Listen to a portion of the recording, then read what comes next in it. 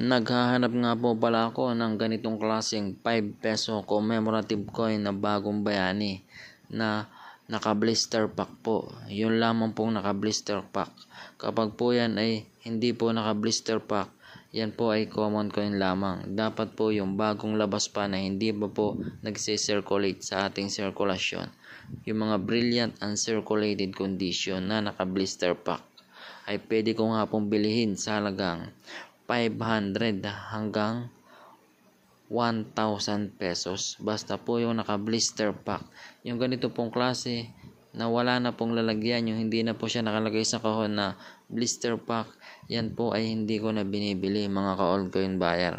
Basta ang inuulit ko po, yung pong mga brilliant uncirculated condition na naka-blister pack sa ganitong klaseng 5 peso commemorative coin bagong bayani mga ka-altcoin buyer.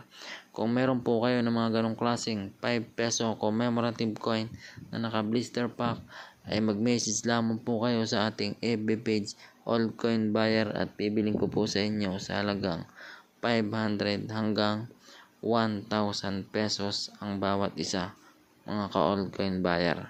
Maraming pong salamat.